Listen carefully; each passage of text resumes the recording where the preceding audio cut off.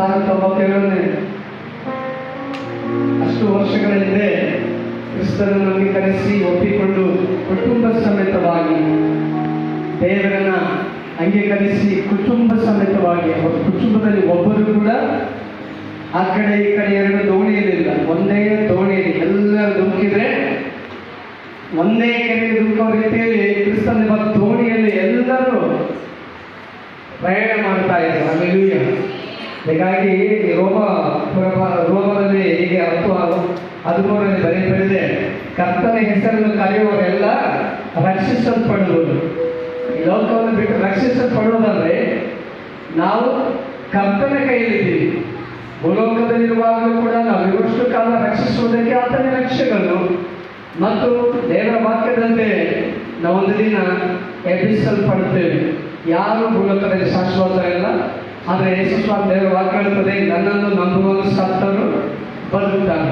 ಇಲ್ಲಿ ಒಂದು ವೇಳೆ ನಾವು ಸತ್ತೋಗ್ತೀವಿ, ಬದುಕೋದೇ ದೇವರ ವಿಶ್ರಾಂತಿಯ ಆ ಪರದೇಶದಲ್ಲಿ ದೇವರ ರಾಯಭಾರಿಗಳಾಗಿ ಜೀವಿಸುವುದಕ್ಕಾಗಿ ಒಂದಿನ ನಮ್ಮ ಪ್ರಯಾಣ ಇದೆ. ಆ ಮುಂದಿನ ಓಟ ನಮ್ಮ ಭಾರತ ಚಕ್ರವರ್ತಿಯವರು ಪ್ರಯಾಣ ಮುಗಿಸಿದ್ದಾರೆ ಮತ್ತು ಅವರು ಹೇಳಬೇಕಾದ್ರೆ 28 ವರ್ಷ ಕ್ರಿಸ್ತನಲ್ಲಿ ಪ್ರಯಾಣ ಆಗುವುದು.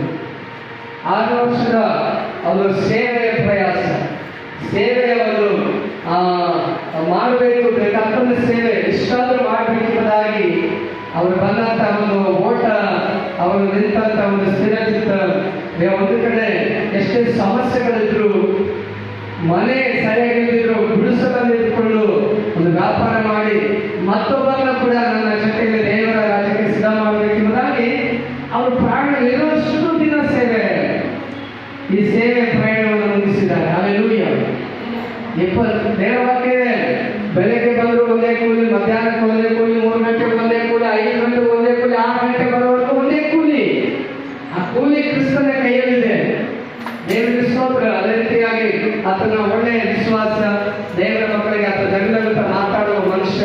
ಯಾವಾಗಲೂ ಕಂಡ್ರೆ ಆ ಪ್ರೀತಿಯಿಂದ ದೇವರ ಮಾತು, ಒಂದು ಎಚ್ಚರಿಕೆಯ ಮಾತು, ದೇವರ ವಾಕ್ಯಗಳು ಈ ರೀತಿ ನಮ್ಮ ಮನದಲ್ಲಿ ಹಂಚಿಕೊಳ್ತಾ ಪ್ರೀತಿಯಿಂದ ಸಮಾಧಾನದಿಂದ ನಗುದಂತ ಜೀವಿಸ್ತಾ ಇದ್ರು. ಈ ರೀತಿಯಾಗಿ ಒಳ್ಳೆ ಕ್ರಿಸ್ತನಲ್ಲಿ ನಂಬಿಕಸ್ಥರಾಗಿ ಜೀವಿಸಿದ್ದಾರೆ. ಅವರೊಂದು ಈ ಒಂದು ಆತ್ಮಿಕ ಜೀವಿತದಲ್ಲಿ ಕೂಡ ಒಂದು ಓಟವನ್ನು ಓಡಿದ್ದಾರೆ. ಆರ್ಥಿಕ ಸಮಸ್ಯೆಗಳು ಎಷ್ಟೇ ಬಂದರೂ ಆತ್ಮಿಕ ಒಂದು ಓಟದಲ್ಲಿ ಸ್ಥಿರವಾಗಿ ಓಡ್ತಾರೆ ಇದ್ರು. ಹಲ್ಲೆಲೂಯಾ. ಅದೇ ನೋಡುವಾಗ ಭೂಲೋಕದಲ್ಲಿ ಎಷ್ಟು ಜನ ಬೀಳ್ತಾರೆ ಹೇಳ್ತಾರೆ. ಆ ರೀತಿ ಇಲ್ಲದೆ ಕೆಲವು ಕಷ್ಟ ಸಮಯಗಳು ಬಂದರೂ ಕೂಡ ಯೇಸುವಿನ ಮೇಲೆ ಬಹಳ